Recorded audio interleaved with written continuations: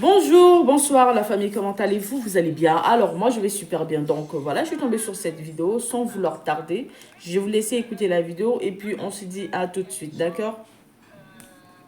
À un temps, ou bien une moitié du peuple pendant tout le temps. Mais on ne peut pas tromper tout le peuple tout le temps. C'est pour dire que si les Camerounais se lèvent comme un seul homme, en tout cas pour dire qu'ils vont dire non à Paul Biya, il va même pas faire 24 heures, il va frayer et puis laisser le pays. Voilà, donc c'est ce que je voulais dire. Ok, merci beaucoup de nous rappeler une fois de plus comme quoi le Camerounais, le Cameroun est tout le monde, ça sera pour le mot. Le Cameroun est un peuple de lâches. Le Cameroun est un peuple de peureux. Le Cameroun est un peuple là où il n'y a pas d'hommes. Parce qu'il y avait des hommes au Cameroun, ils sont levés rapidement. Puis Paul Biya serait parti en même pas 5 ans. Merci beaucoup pour le rappel. Dans tout ce que tu as dit là, je retiens que ça, que le Cameroun n'est pas un peuple de courage. Non, voilà, c'est ce que je retiens. En tout cas, merci beaucoup. C'est une leçon que tu m'as donnée. Et que maintenant, les jeunes Camerounais debout que je connais, ils sont vraiment éveillés. Le Cameroun maintenant va changer. Le peuple d'hier que tu as connu du Cameroun, c'est pas le peuple d'aujourd'hui. Paul Biya partira. Si le peuple que je connais actuellement est vraiment enragé, je sais qu'ils sont enragés, tu vas voir dans les jours à venir. On fera des paniers, on fera des lives. Et puis, comme d'habitude, je salue encore tous ces jeunes frères africains qui sont éveillés, qui luttent pour la souveraineté du Cameroun actuellement. Parce que je ne peux pas comprendre, moi, jeune, actuellement, puis je vois le Cameroun de Paul Biya, qui déchire toute l'Afrique, mon cœur saigne. Quand je vois le Cameroun de Paul Biya, un président qui fait 90 jours dehors et puis un jour au pays, c'est compliqué. Quand je vois un président qui n'arrive même pas, on va dire, à financer la jeunesse camerounaise, il y a un problème. Quand je vois un président qui est toujours représenté par un tel, il y a un problème. En 2025, en octobre 2025, là, il y aura les élections au Cameroun. C'est un changement pour l'Afrique tout entière.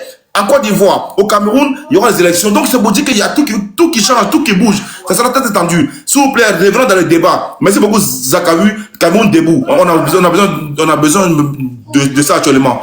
Ok, vas-y, fils du noble. Ok, bonsoir à tout le monde, bonsoir à tous ceux qui sont sur le panel, bonsoir à toi John, merci de me donner la parole. Alors moi je suis très content qu'il y ait ce sujet là ce soir parce que je pense que depuis un certain moment c'était important que les gens ils se rappellent de leurs propres problèmes.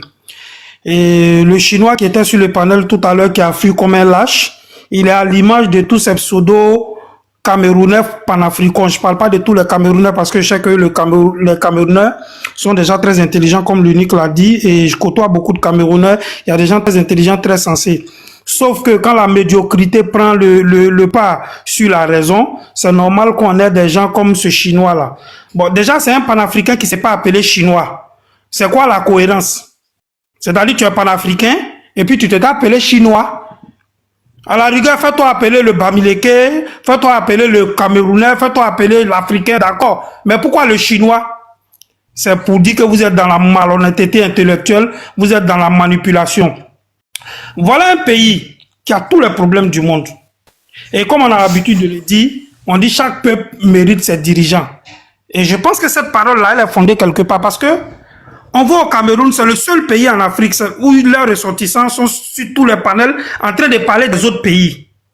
Mais ils ne parlent jamais de ce qui se passe dans leur pays, du drame qui se passe au Cameroun. Vous voyez aujourd'hui, ils sont amis avec les gens de l'AES. Comme eux, c'est des médiocres, ils se font manipuler par ces pseudo-intellectuels camerounais-là pour maintenir des régimes dictatoriaux, des régimes pushistes dans leur pays. Pourtant, quand on leur montre le bilan camerounais, c'est sans appel. En 42 ans, le monsieur, il a fait 75 km de route. En 42 ans, c'est-à-dire il a fait 1,5 km de route en 42 ans. Et ce sont ces gens-là qui vont venir donner des leçons aux gens. Ce sont ces gens-là qui vont donner des leçons de démocratie, des leçons de développement, mais ils ne parlent jamais de ce qui se passe dans leur pays. Vous voyez, ce qui arrive au Cameroun, les Camerounais, entre guillemets, le méritent. Quand je dis les Camerounais, je parle de tous les Camerounais. Je parle de ceux qui soutiennent le régime Biya. Parce que tu ne peux pas dire qu'en Côte d'Ivoire, il y a un tueur.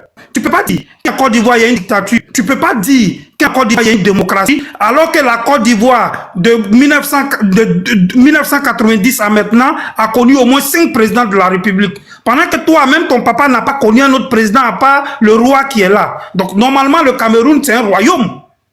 Ça n'a rien d'une république. Déjà, pour moi, le Cameroun n'a même pas tous ses papiers pour être un État. Parce que quand on regarde le fonctionnement, en ce qui concerne les droits de l'homme, en ce qui concerne la médiocrité, même la médiocrité dans le service même minimum, c'est pas possible. Et aujourd'hui, ils se sont mis avec les gens de l'AES pour leur dire, ben voilà, c'est bon d'avoir un putschiste, c'est bon d'avoir un dictateur, tout simplement parce qu'ils font un clin d'œil en même temps au roi Biya qui doit encore se représenter. Donc, comment des hommes sont allés à l'école, des Camerounais qui sont allés à l'école, qui ont fait des études primaires, secondaires, supérieures, ils peuvent venir s'asseoir pour soutenir un homme comme Biya, une candidature de Biya? C'est inconcevable avec la raison. Comment est-ce possible que des gens qui se disent intellectuels, des professeurs d'université, des juristes, des économistes, peuvent s'asseoir, regarder le peuple camerounais, dire qu'il faut voter un robot? C'est pas possible. Mon frère, motion, si tu me permets, motion. Pour non, je ne permets pas d'émotion, je vais aller loin. Ouais, ça va couper mon fil. Désolé, frère. Ben vas-y, je te donne la motion, vas-y. Vas-y, attends, ok, merci Fils-Nord. Vas-y pour ta motion. C'est qui la motion? L'exemple que tu as pris qu'un Ivoire a connu, c'est un président. Je voulais te dire que le président Biya, que vous voyez en photo, a volé 5 générations. C'est-à-dire un Camerounais qui est né en 1970. Quand Biya est arrivé au pouvoir en 90, il n'avait que 10 ans. Donc Biya a volé sa jeunesse.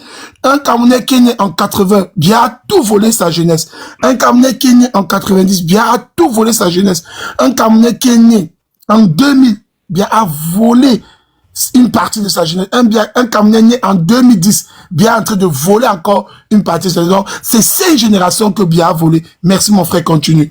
Voilà, donc c'est ce que je voulais dire. Et quand tu vois les plateaux de télé au Cameroun, des gens comme Afrique Média, c'est-à-dire qui ont construit des médias pour critiquer, invectiver, faire de la démagogie sur d'autres pays, mais ils ne peuvent pas ouvrir la bouche sur Biya. C'est pas possible, ils n'ont pas ce cardio-là. Donc moi je le dis, hein, franchement, c'est pas une injure. Moi je pense que la grande majorité des Camerounais qui soutiennent Biya, c'est des lâches. C'est des lâches. Donc, il faut que la majorité silencieuse camerounaise se lève. Regardez un pays comme la Côte d'Ivoire. On va tout dire de la Côte d'Ivoire. Le seul coup d'État qu'il y a eu en Côte d'Ivoire, ça n'a duré que 10 mois. Parce que la population ivoirienne s'est levée pour dire non, on ne peut pas accepter un régime militaire chez nous. On gueule dehors. Tout le monde dit les Ivoiriens, ils ont la bouche. Mais la bouche là, nous on le fait lorsqu'il y a des soucis chez nous. Aujourd'hui, quand on dit oui, les Ivoiriens, il y a des woubi chez vous. Déjà, le mot woubi là, c'est nous qui l'avons dit et c'est nous qui se sont levés dans les médias, sur les réseaux sociaux pour critiquer ce qui se passe chez nous. Ça, c'est une vérité. C'est-à-dire qu'avant que l'Ivoirien parle des autres, l'Ivoirien se préoccupe toujours de ce qui se passe d'abord dans son pays. Parce que nous, on veut le bien-être de notre population et on essaie toujours de faire ce qui est bien pour nous-mêmes. Donc, l'Ivoirien, à la base, a toujours revendiqué. Raison pour laquelle vous avez vu, même quand il y a eu le coup d'État en Côte d'Ivoire en 99, les enfants qui ont fait le coup d'État là, c'était des sergents, des adjudants, mais ils se sont levés pour aller chercher un général au village pour venir le mettre à la tête de l'État, pour dire que notre pays là mérite des grands hommes. Parce que ce n'est pas le Guy Robert qui fait le coup d'État. Ils sont allés le chercher dans son village pour dire, écoute, on a fait le coup d'État, mais nous, on n'est pas à même de diriger ce pays-là. Viens en tant que général, venir être chef de l'État. Mais voilà des pays aujourd'hui où on a des capitaines qui prennent le pouvoir et les gens sont là, ils sont contents. On voit même des capitaines qui gradent des généraux. C'est-à-dire un officier subalterne qui va aller grader un officier supérieur. C'est pas le monde en avait ça. Et ils sont dirigés par qui? Ils sont motivés par qui? Par des pseudo-intellectuels camerounais à l'image de Franklin Yamsi, de Nathalie Yang, etc., etc.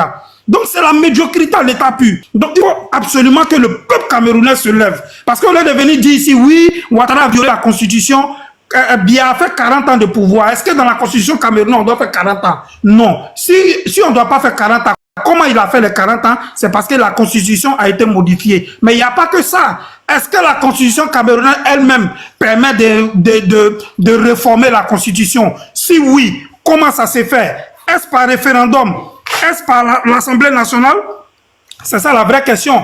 En Côte d'Ivoire, la Côte d'Ivoire, c'est un pays où on a le droit de changer la constitution, mais ça se fait par référendum. Mais c'est ce qui a été fait en 96. Il y a eu un référendum et les Ivoiriens ont adopté à majorité ce référendum-là qui nous permettait d'aller dans une troisième république. Et dans la troisième république, c'est dit dans la constitution qu'un président de la république ne peut pas faire plus de 2 mandats. Sauf qu'il n'y a aucune ligne dans la constitution qui nous dit que le président en exercice ne peut plus briguer de mandat. Donc c'est de la jurisprudence et on a un conseil constitutionnel qui est là, qui interprète la loi selon la Constitution elle-même. Donc, en aucun cas, la Constitution a été violée en Côte d'Ivoire. Donc, au lieu de nous dire ça, viens nous expliquer comment Biya a fait 40 ans au pouvoir. En le faisant, est-ce qu'il y a eu des référendums? Est-ce que c'est passé au Parlement?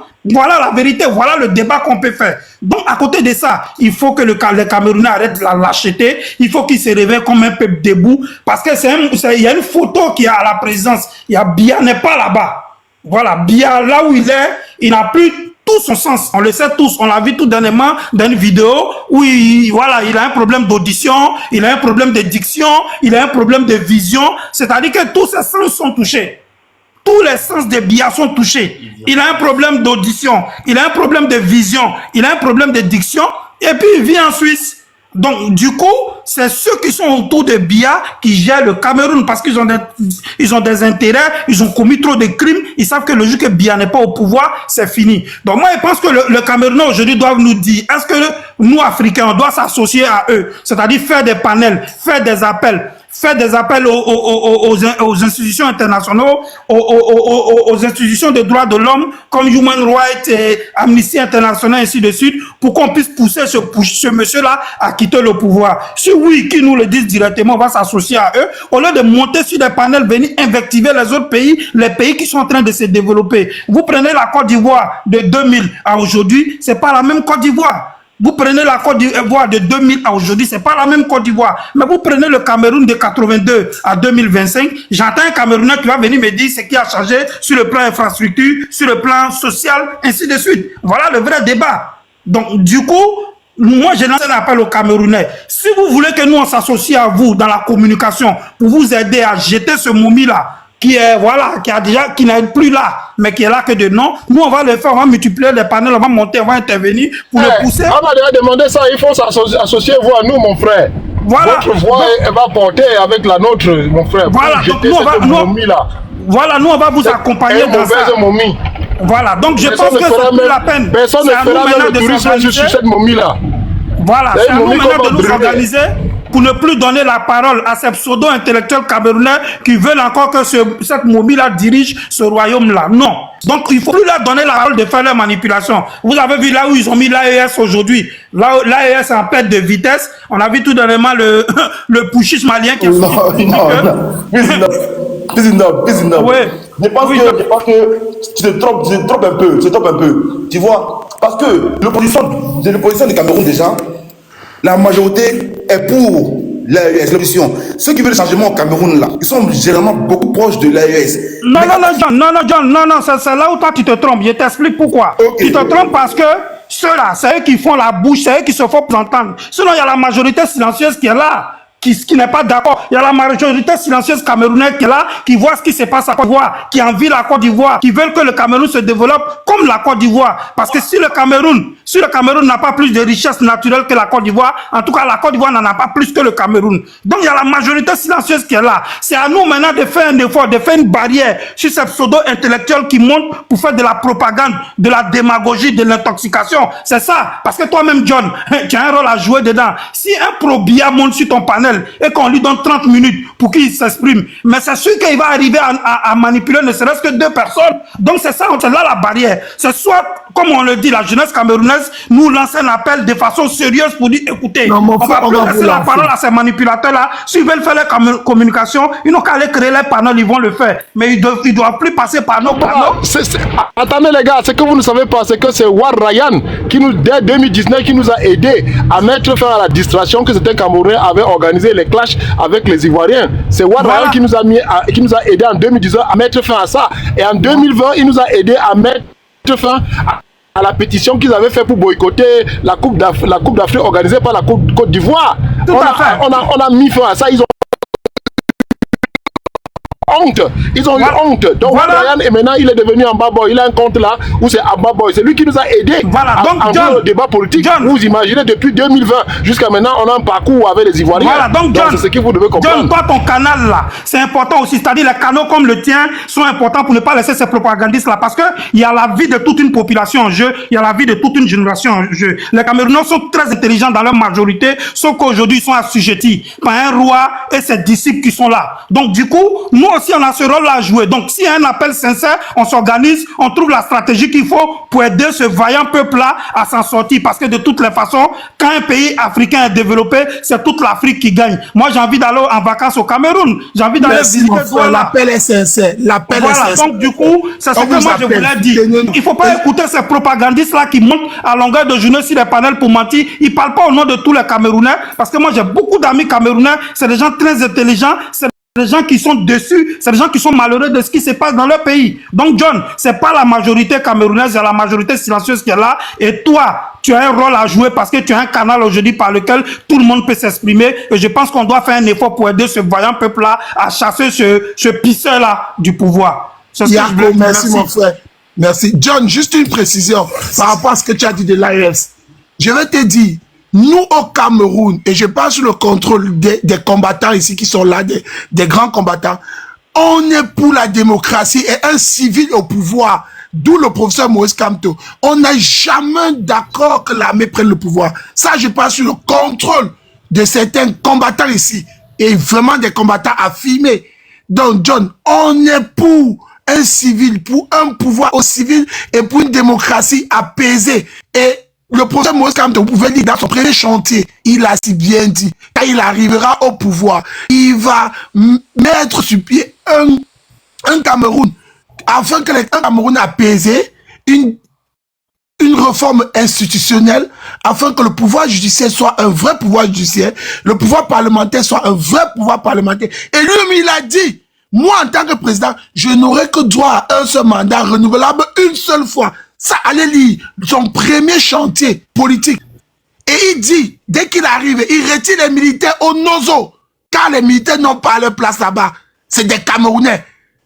Et ensemble, on va discuter de la forme de l'État.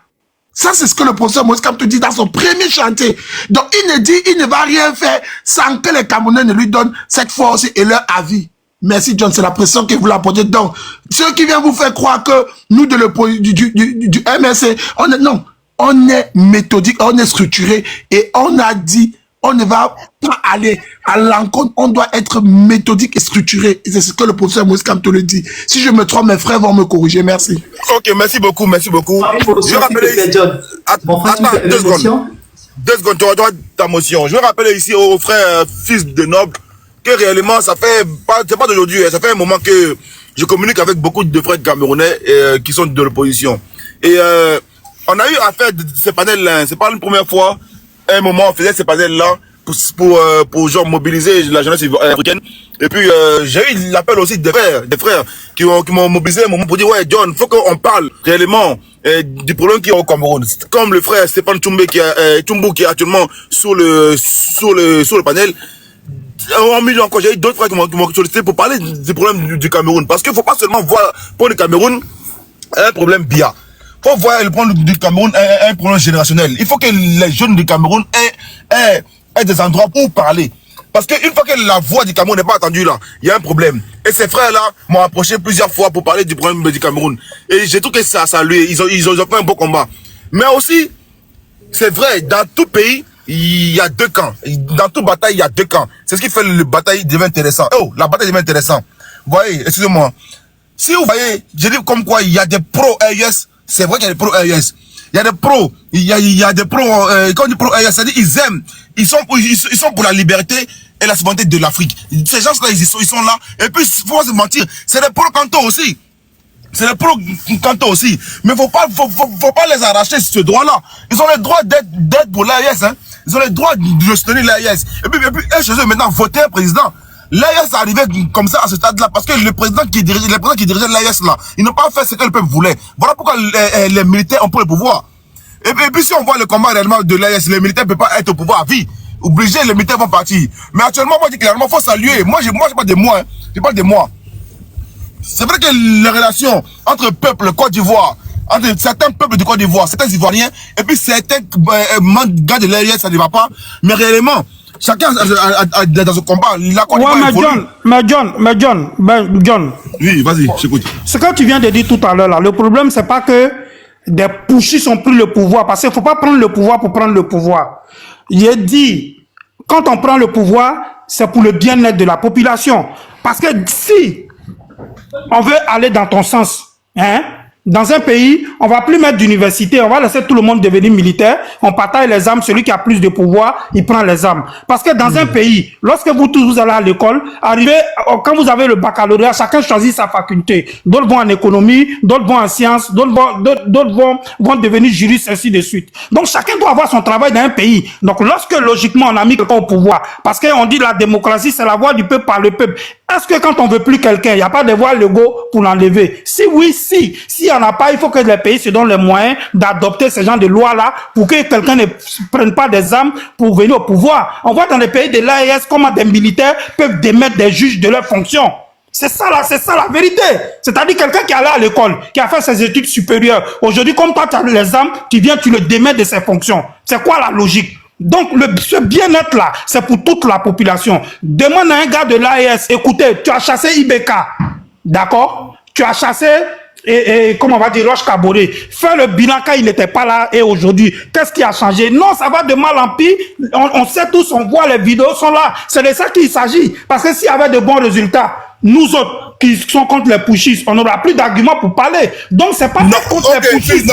Fils, non, on va revenir dans le débat. Parce que quand ça non, attends, on va revenir dans le débat. Parce qu'on parle d'un débat, sinon après ça, baiser le débat. Oui, comme tu as ouvert la parenthèse, donc j'ai juste à rajouter. Voilà, ok. Les gars, on peut revenir au débat. Fermons ça, revenons dans le débat du Cameroun. Ta motion, John. Oh, ta motion, mon frère, vas-y rapidement pour ta motion. Même ordre d'idée, il faut chasser ces propagandistes. Je m'adresse ici avec le concours de mes frères combattants qui sont sur le panel. C'est un fétiche de guerre qui est payé justement pour abrutir les masses.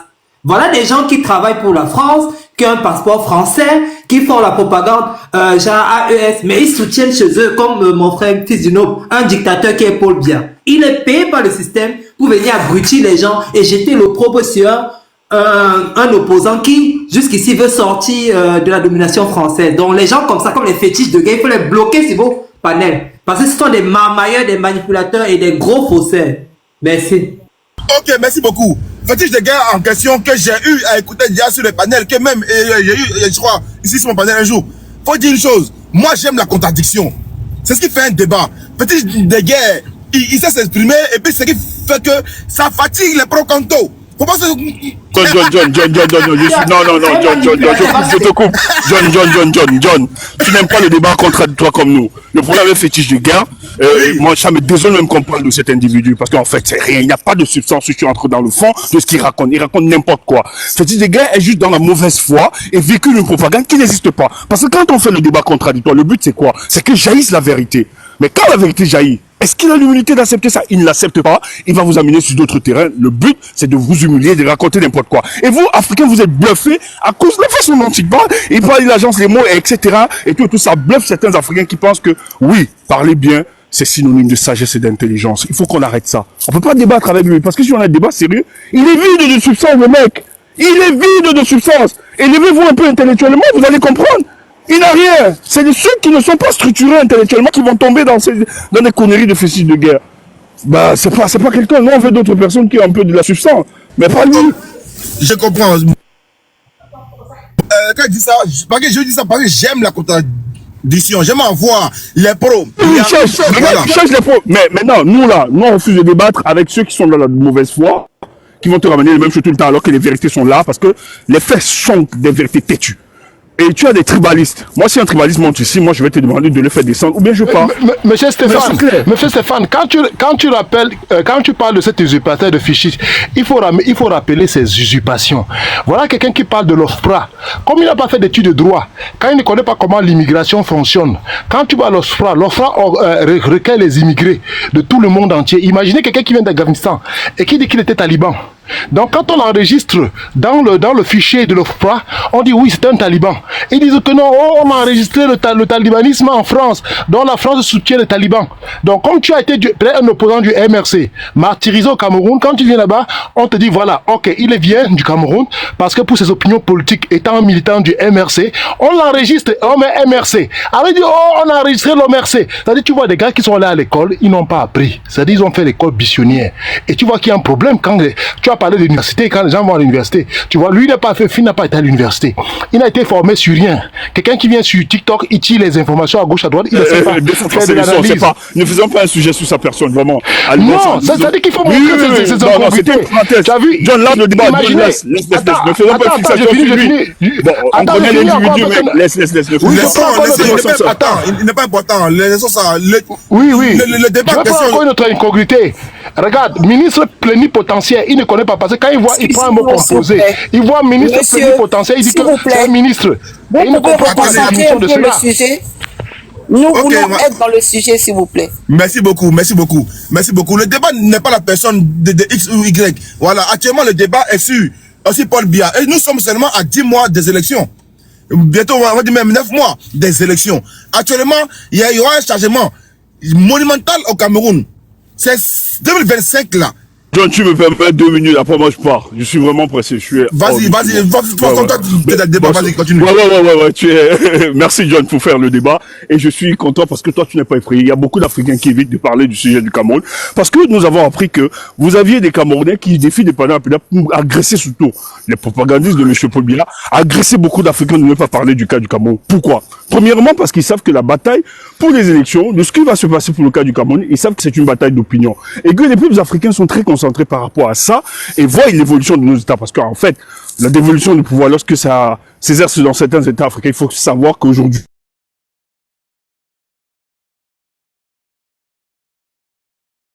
qui ont tenu pas parce que ces pays, le peuple soutenait seulement, mais parce qu'elle a eu l'adhésion de l'Afrique. Et c'est ce qui se passe pour le cas du Cameroun. C'est pour ça que j'ai aimé les propos du frère qui s'est positionné avant, qui estime véritablement qu'on ne peut pas, dans un État comme le cas du Cameroun, nous présenter quelqu'un qui a plus de 92 ans, qui a fait 42 ans, et n'a pas pu transformer les acquis que le Cameroun peut avoir. C'est des gens qui viennent donner des leçons à d'autres personnes, la grande gueule, mais chez eux, ils ne font rien. Mais John, j'ai envie de te rassurer un truc. C'est vrai qu'il y a des mauviettes chez nous, chez le peuple camerounais, certains qui ne s'élèvent pas, qui protègent ce régime. Mais laisse-moi te dire, nous sommes de ceux, et une multitude, qui estimons que ça ne peut plus continuer, parce que nous devons donner notre orientation à notre pays, à notre nation. Parce que nous ne pouvons pas continuer à être la risée du monde. Moi, j'ai vu sur d'autres réseaux comme X, les gens attaquaient le Sénégal, les Sénégalais ont dit tous les Africains peuvent nous attaquer. Mais vous, Camerounais, vous n'avez pas droit à la parole. Parce que vous n'avez aucune légitimité. Allez d'abord finir avec votre autonomie et tout ça. Moi, ça me blesse, ça m'insulte. Et j'espère que pour moi, je me dis, pour que je donne des leçons, moi j'étais très critique par rapport à la politique, je suis très critique de Ouattara. Mais j'ai cessé pourquoi? Parce que je me suis dit, je n'ai aucune légitimité, aucune crédibilité de parler de la Côte d'Ivoire, parce que chez moi, c'est plus pire. Ouattara peut être très zélé dans la France-Afrique, mais les Paul Biya, c'est le même mécanisme, peut-être qu'il ne se prononce pas trop, mais qui soutiennent et défendent de la France. Allez analyser la géopolitique de la sous-région aujourd'hui. Vous allez comprendre. La Centrafrique, le Tchad même qui est menacé, parce que le petit, bon, même si on n'aime pas trop ce mec, mais à un moment, veut se débarrasser, veut se retenir. Mais qu'est-ce qui empêche? Où est déployée toute la stratégie pour déstabiliser ces États? C'est à Yaoundé, entretenu par Paul Biya. Pour quelle récompense? Afin de lui permettre de se fossiliser au pouvoir, qu'après lui, son héritage politique soit contrôlé par son fils. Voilà pourquoi nous nous battons et nous demandons aux Africains. Bon, nous on le fait déjà personnellement, mais ne laissez pas pour nous aider dans ce combat-là, c'est de taire la voix de ces propagandistes qui n'ont plus rien à proposer parce qu'ils sont en manque d'inventivité politique. 42 ans, c'est lamentable, c'est suffisant. Allez voir, les chiffres sont là. Nous avons des routes accidentogènes. Nous avons aujourd'hui, on n'a pas d'infrastructure hospitalière. Vous le voyez sur les réseaux sociaux, je n'ai pas besoin de vous les réciter. On le voit, on le vit chaque jour. On ne peut pas expliquer que des gens comme ça viennent s'enrichir au détriment du peuple, la majorité qui sont en train de souffrir. Et quand nous venons leur dire qu'il faut proposer autre chose, qu'est-ce qu'ils ramènent? Ils ramènent le tribalisme, ils les acceptent dans le but de diviser le peuple, afin que nous ne cristallisions pas nos frustrations pour dégager ceux qui nous gèrent. Mais tant pis pour eux, parce que nous autres, nous avons décidé de faire de la pédagogie politique, de sensibiliser les nôtres, de comprendre que effectivement, ces gens sont un danger pour l'avènement de ce qui va se passer dans notre pays. Et j'en suis fier parce que les Camerounais prennent de plus en plus conscience. Et les Africains comprennent véritablement le faux panafricanisme de Paul Biya qu'on avait vendu, c'était juste du bluff. Et c'était juste du banditisme et la grosse escroquerie. Parce qu'en réalité, moi j'estime que pour que les gens s'attaquent aux questions de souveraineté, il va falloir qu'ils soient adossés derrière une légitimité. Mais où vient la légitimité? C'est dans les élections libres et transparentes imposées par un peuple. Et ça, c'est ce que nous voulons créer pour le cas du Cameroun. Et nous allons le faire pour aider nos frères africains non seulement dans la sous-région et ailleurs, de construire cet ensemble qui est le panafricanisme, afin que, en tant que grand ensemble, on puisse aussi s'opposer à la puissance des impérialistes qui avaient compris que pour partager l'Afrique, il fallait aussi se constituer en grand ensemble. Merci pour ton débat. Merci, John. Ça me fait toujours plaisir de savoir que tu portes le combat du Cameroun de tout cœur avec toi. Merci à vous et merci pour vous qui contribuez à ce combat pour le réveil du peuple africain. Bonne soirée. Merci beaucoup, merci. Ok, avant de voler dans le débat, je vais donner la parole directement à Madame Delon, voilà, pour qu'il libère un peu le débat. Allez-y Madame Delon. Bonsoir à tous qui êtes sur le panel. Très heureuse de me retrouver parmi vous et de pouvoir aborder un sujet qui me paraît très sensible et très intéressant. Il s'agit du Cameroun. Mais je serai là pour poser certaines questions aux Camerounais qui sont là. Parce que depuis, je me tiens donc en dessous. Et j'ai constaté qu'effectivement, peu de personnes étant sur le panel, les représentants, n'ont pris la parole pour nous expliquer la plaie qui gangrène le Cameroun. Donc, c'est en cela ma question. Et après, ça me permettra de poursuivre, si vous me le permettez. Ok. Répondre? Vas-y, réponds.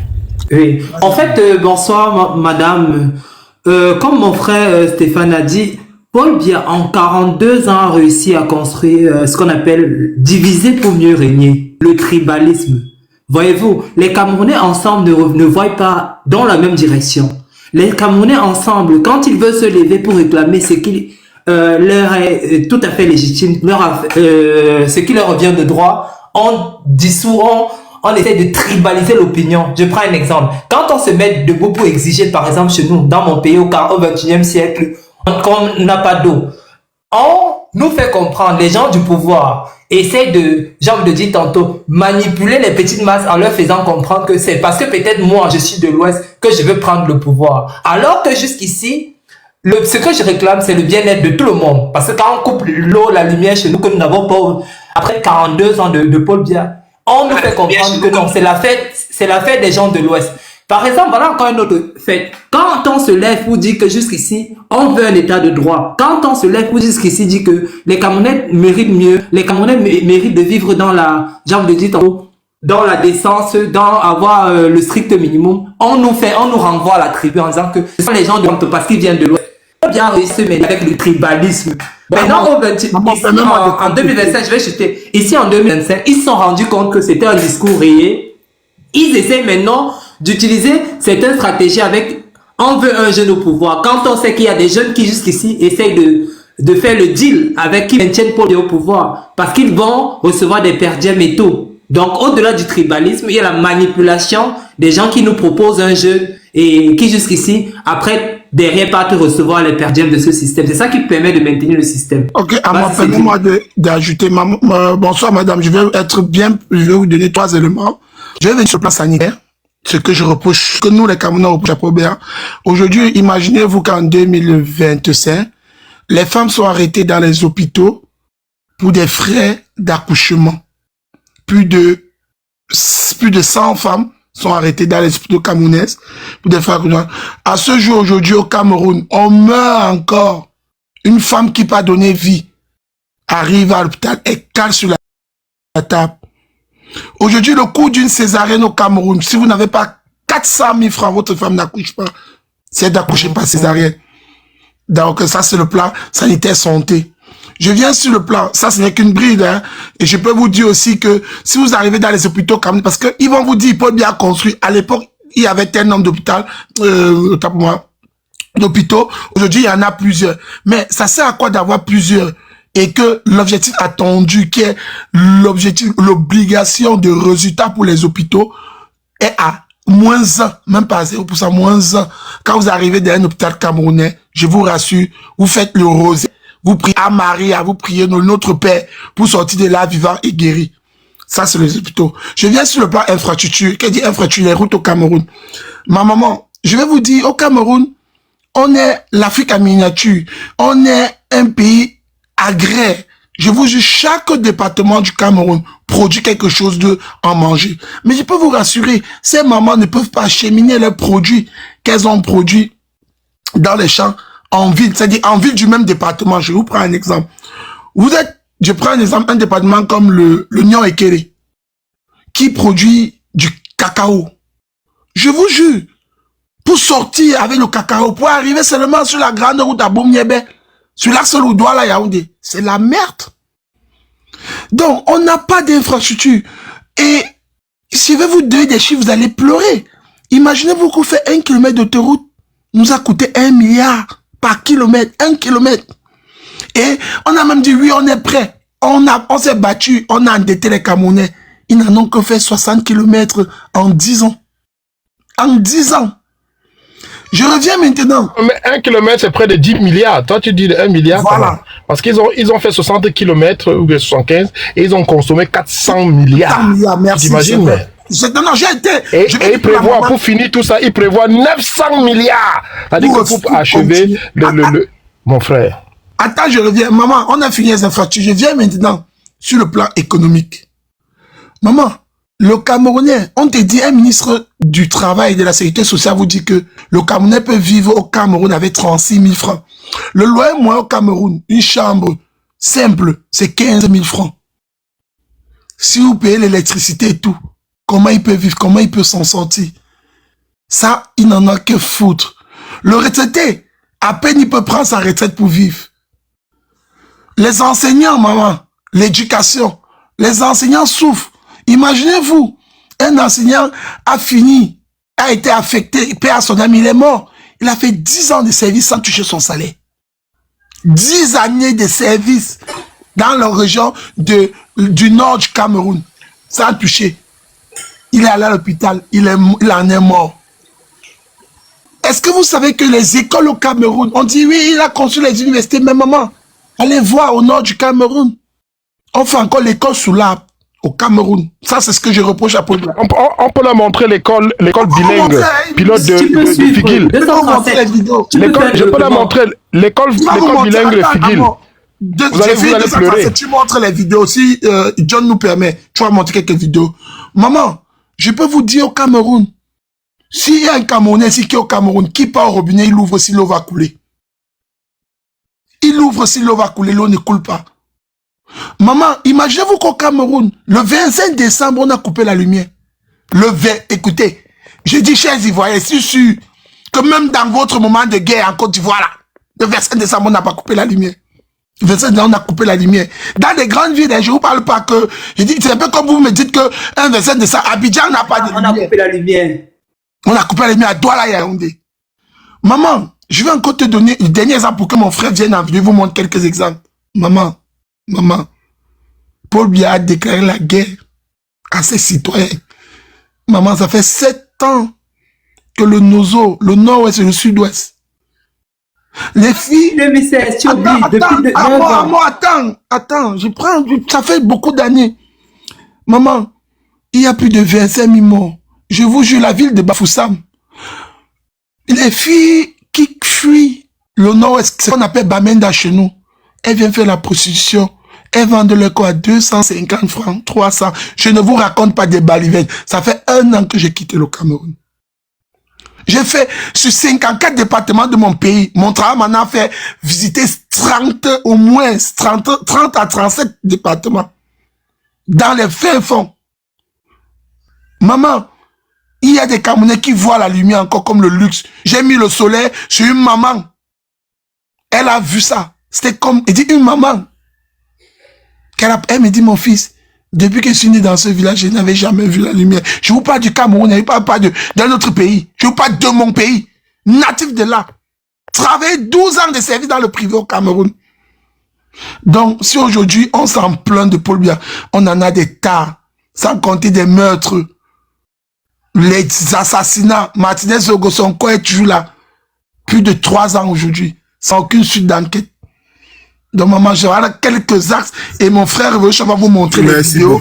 Merci beaucoup. On va laisser maintenant Madame Delon maintenant rebondir. S'il vous plaît, les vidéos, si c'est sur YouTube, faudra mettre en grand pour pas qu'on voit le logo de YouTube. Vas-y, Madame Delon. Voici quelqu'un qui vous a dit. après cette agonie dans laquelle vous êtes, nous voyons qu'effectivement au niveau de la diaspora et pas mal partout dans le monde, le Cameroun est représenté dans sa forte popularité, sa diversité et sa culture et son niveau intellect. Mais que faites-vous par rapport à tout ça? Comment est-ce que vous vous souhaiterez organiser? Parce que nous rencontrons beaucoup d'eux et souvent nous sommes invités à pouvoir participer à des divertissements. Malheureusement, c'est nos cultures, c'est vrai. Mais de manière instructive, qu'est-ce qui est mis en place en vue de pouvoir endiguer ce phénomène? De réponse. 137, tu peux répondre. À ta laisse de 137. Ok, ça marche. La question, tu parles en vue de la diversité, c'est ça? Elle a touché la diaspora, l'élément diaspora. Oui, oui. Attends, reprends ta question parce que il faut qu'elle la reformule de manière parce que je ne veux pas divaguer, je vais être très court. Elle veut savoir qu'est-ce que la diaspora camerounaise et puis qu'est-ce que les jeunes camerounaises font réellement pour qu'il y ait un changement de manière officielle au Cameroun. Je pense que c'est la question. Très bien. Voilà, prenons par exemple nous. Depuis 2019, on s'est engagé à éduquer le peuple camerounais, c'est-à-dire nos familles dans nos régions. Moi, par exemple, dans le Nord. C'est que j'ai pris sur moi et bien d'autres avec les Ahmed H, avec bien d'autres les canaux d'éduquer. C'est-à-dire que la place que le ministère de l'Éducation devait occuper pour l'éducation citoyenne des Camerounais, nous on s'est donné cette charge-là pour que nos parents sachent qu'ils ont des devoirs et des droits. Vous voyez un peu, c'est pourquoi tu voyais aujourd'hui il y a ce réveil-là citoyen et où les gens vont à l'assaut des bureaux de l'ECAM pour s'inscrire massivement parce que par l'éducation que nous avons prédiguée, par l'éveil que nous avons prodigué, ils ont compris qu'ils ont le droit et le devoir de choisir leurs dirigeants et de sanctionner celui qui est là depuis 40 ans et qui nous a plongé dans une amertume où on n'a même pas d'eau à boire. Je vous assure, nous, c'est grave, surtout ici au Nord. Nous, on discute parfois des points d'eau avec les animaux. C'est à ce point-là. Parfois, on se tue ici, là, entre les Arabes Choua et Kotoko. C'est reculant, hein, des morts. Ça, parfois. La dernière fois, il y a eu plus de 110 morts. Tu vois, pour un point d'eau. Parce que les Arabes Choua et les Kotoko, qui sont éleveurs et agriculteurs, se disputaient. Et le gouvernement sait ça. C'est depuis des décennies qu'il y a ce conflit-là. Or, ils ne nous ont pas permis de pouvoir régler ça. Or, c'est simple, hein. Le Cameroun est entouré. Tu entends le maillot, le maillot Sanaga, le maillot Tchoudéré, le maillot. Regardez, c'est les cours d'eau, hein. On est environné de cours d'eau. Mais pourtant, on manque d'eau pour pouvoir pratiquer notre élevage et notre agriculture tranquillement. Parce que l'État a démissionné. Et ils ont fait ça pour nous punir. Et ça crée des conflits. Vous voyez un peu, parce que l'État a démissionné. Et nous, on a pris le temps d'éduquer nos populations. Vous voyez, il faudrait que l'État reprenne son droit. Or, c'est nous qui leur donnons ce pouvoir-là. Or, pour leur arracher ce pouvoir-là et donner à ceux-là qui peuvent nous aider à bâtir un État, ça passe par l'éducation. Parce qu'il y a des gens qui manquent l'information. Et ça passe aussi à un regroupement. On doit s'organiser. Vous allez voir que dès 2025, on va avoir cette armée d'électeurs. Vous voyez, c'est une armée, hein, ça ne sera pas des gens qui vont dire, une armée d'électeurs qui vont assaillir les bureaux de vote pour sanctionner bien et que la sanction là soit reconnue dans les heures qui suivent le dépouillement dans les bureaux de vote. Vous comprenez? Et c'est un travail qu'on a fait depuis, c'est un travail, on continue jusqu'à présent. C'est pas fini. On a ouvert les bureaux de vote, non? C'est pourquoi vous voyez qu'on arrive à dénoncer ceux-là qui fabriquent les fausses cartes d'électeurs, les fausses cartes d'identité pour pouvoir frauder là. Vous voyez qu'on les dénonce et on a la Bachirou qui a disparu. Tu vois, on ne sait pas, peut-être qu'il est encore en vie ou pas, on ne sait pas. Vous comprenez? Parce qu'on dénonce. Pourquoi ces dénonciations? Vous imaginez ça? C'est le fait de l'éducation. On était des éveilleurs de conscience. Combien d'autres à travers le pays le font? Vous voyez? Sursaut là, le réveil du peuple camerounais. Voilà ce qu'on fait, ma soeur. Et ça, c'est la diaspora qu'on tue parce que ça nous a aussi coûté des sous. Hein, c'est le temps et de l'argent.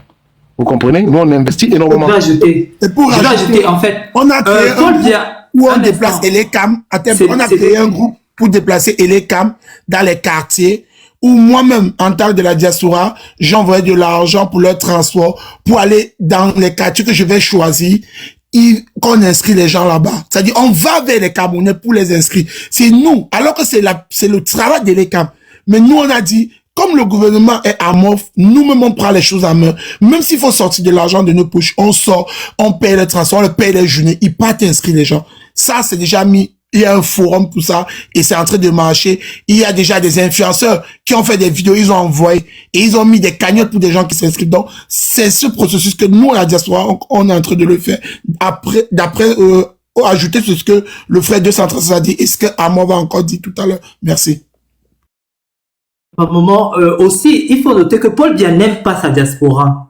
Parce que la diaspora, camerounaise est hostile à Paul Biya. L'un des éléments qu'il fait, il bloque la diaspora. Par exemple, vous imaginez que dans notre pays, il a mis un système éléquent qui est inféodé au système, qui nous fait comprendre que nous, de la diaspora, pour s'inscrire sur la liste électorale, il faut jusqu'ici une carte de séjour. Au-delà de ça, il choisit des jours où, vous savez, ici en Europe, par exemple, on est peut-être disponible, peut-être les week-ends et tout et tout. Ils mettent des jours de semaine et à des heures où tu ne peux pas venir t'inscrire. Parce qu'il a réussi à mettre un mécanisme qui fait en sorte que oui, il a Mardi et jeudi 13h, entre 13h et 16h. Et ça, c'est sérieux. Est-ce que vraiment les gens là sont humains même? C'est des inhumains, hein? On est dirigé par des démons. Et quand bien même la diaspora va essayer de mettre tout ça de côté pour venir investir au Cameroun, il te demande, toi qui as pété la nationalité, de payer le visa pour venir dans ton pays. Alors qu'il y a des personnalités, tous les ministres là, ils ne sont pas camerounais si on veut se fier à la loi. Tous ont des doubles nationalités. Mais toi qui viens de la diaspora, parce qu'il a une haine contre sa diaspora, il sait que la diaspora ne l'aime pas, la bien vomi depuis longtemps, qu'il se maintient là-bas avec la corruption, le tribalisme et tous les éléments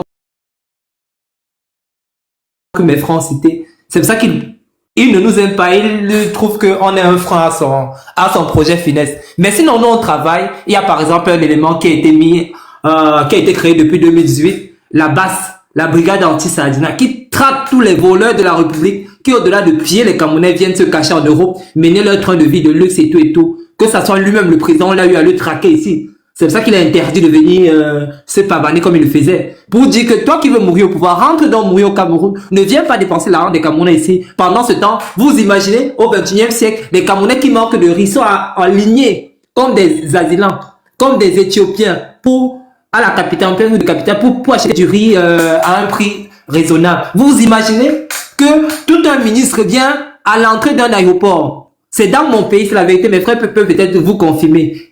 Faire jusqu'ici une gare à moto. Pendant ce temps, chez vous là-bas, vous avez le TER et tout. Ça n'existe pas chez nous. On vient inaugurer une gare de moto en face d'un aéroport. Donc il y a tellement d'éléments et tout qui font en sorte que Paul Biya, comme imaginez, tu prends ton vol. Regardez comment quelqu'un peut aller prendre son vol en moto.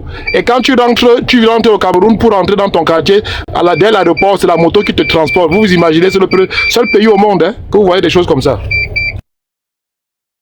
Cameroun, il vient, il nous arrête en disant que c'est nous, là-bas, c'est nous qui le pourchassons et tout et tout. Il traque les opposants, il nous enferme, il fait beaucoup de trucs à l'aéroport. Quand tu viens, tu n'es pas sûr de passer le contrôle parce que sa milice va venir te porter, on va t'envoyer dans les géoles et tout et tout. Donc il y a beaucoup de morts, ma maman. Bonsoir à tous, hein, bonsoir à tous. Madame...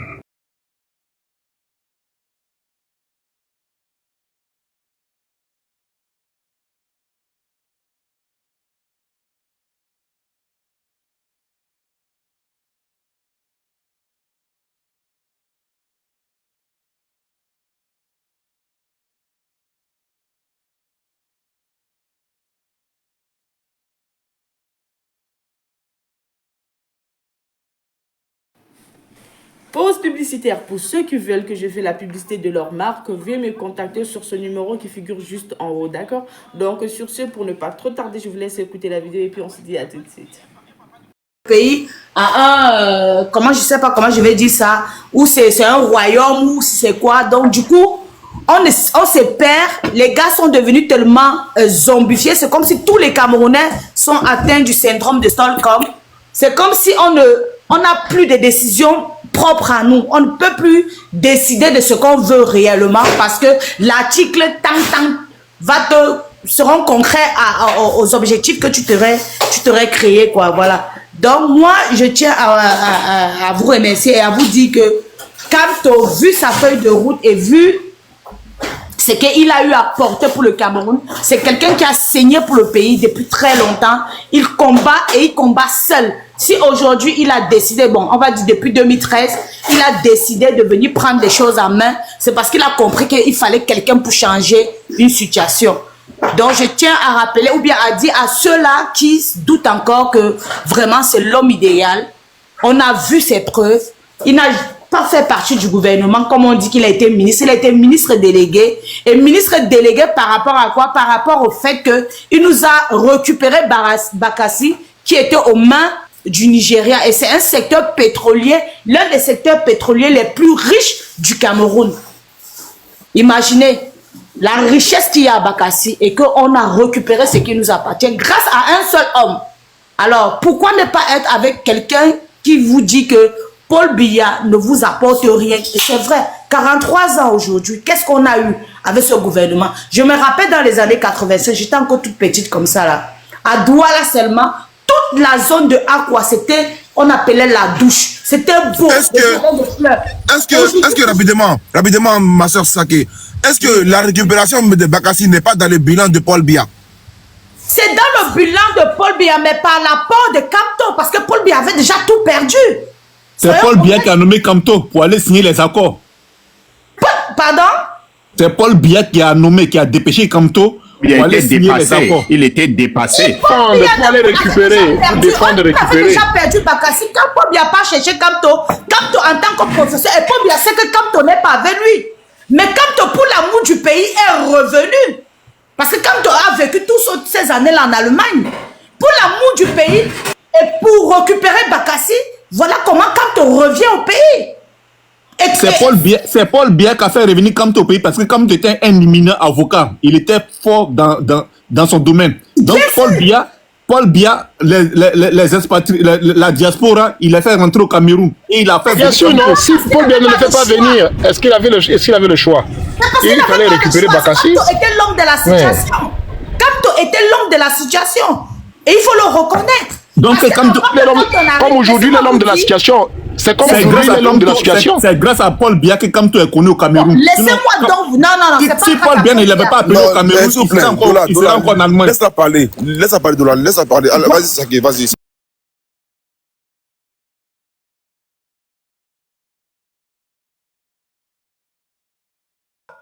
C'est un monsieur qu'il faut faire sauter, pas la porte, pas la rue. J'ai une question pour toi. Je ne suis pas du MRC, moi. Junior, il y a une question, pardon. Chinois dit qu'elle est montée. Hein.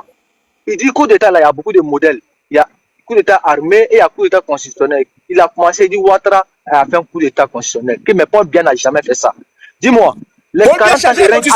Attends, non, j'ai une question. Les 40 ans de règne de Paul Biya là-haut, c'est démocratique chez vous, c'est d'abord test, ou bien c'est quoi? Les 40 ans qu'il a fait là. Ramos, je vais te dire un truc. Dans un discours de Paul Biya, lui-même il dit qu'il sait que les Camerounais ne l'aiment pas. Bon, Monsieur John, tu vois comment tu n'es pas juste. Tu laisses quelqu'un depuis 10 minutes, il parle, tu de l'interrompre. Mais moi, toi. Non. Tu ouvres les micros de John. Non, attendez. C'est pas sérieux. Chinois, je laisse finir là à l'instant T. Il finit dans 1 minute, tu as la parole directement. Dès qu'il finit dans la parole. Qu'est-ce qu'un Chinois fait même sur le panel des Africains? Un Chinois va gâter le débat. Attends, il finit de parler. Paul Biya lui-même, John Mikey Mbala, comme Paul Biya lui-même sait qu'il n'a jamais été élu démocratiquement et il sait que les Camerounais ne l'aiment pas. Paul Biya ne peut pas gagner une élection libre et transparente au Cameroun. Il ne faut pas qu'on se mente. Il faut qu'on se dise la vérité.